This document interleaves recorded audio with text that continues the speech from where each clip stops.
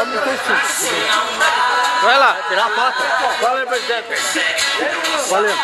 Pode perguntar, Tobias. Presidente, você poderia explicar como é que a equipe sabe no campeonato por que hoje o time não foi bem hoje nesse jogo de hoje?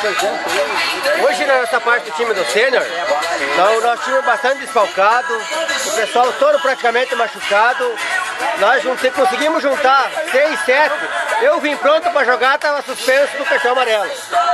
Mas infelizmente perdemos para o time do Black Ball, jogando só com 5. Mas temos ainda chance, o nosso time está bem, tem jogos atrasados. E vamos tentar a classificação no sênior. E daí no Master temos bem e no Super melhor ainda.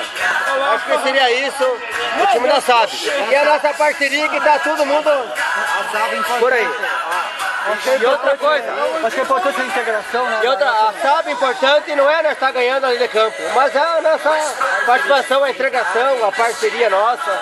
E nós estamos aqui juntos, ó. Ganhamos ou perdemos, vamos tomar uma cervejinha, o nosso refri e comer essa carninha. É isso o bom de nós.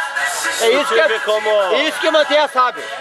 Como exemplo aqui, eu vim, meu irmão me convidou, chegou aqui, o time estava um ligando pro outro, daí chegou,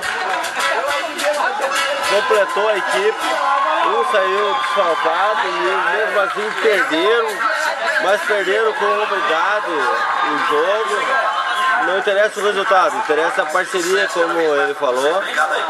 Muito bom e parabéns. E o Pipoca também se machucou também. O Pipoca se machucou e outra coisa, que o nosso time da SAB, o pessoal que conhece nós, sempre é o mesmo pessoal nosso. E o que temos manter é pela parceria. Se nós ganhar ou ganhar, claro que ninguém quer perder. Mas a consequência nossa, o futebol nosso, jogar ou ganhar ou perder, é de nós estar juntos aqui reunidos. Não tem coisa melhor de nós estar aqui, ó. A nossa amizade, todos os amigos que nós temos aqui, ó. Não tem. Né? Alguém se está bem um dia, de repente, você não vai estar bem no seu dia. Mas vamos fazer a nossa festinha, nós vemos aqui, é a nossa parceria boa. Isso aí é o que a gente está bem. A gente está bem, a gente está tranquilo. Podemos tomar cervejinha, se não podemos. Ela sabe isso aí, não tem mal o que dizer. Obrigado, presidente.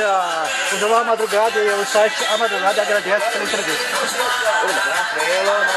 Vamos pra festa agora!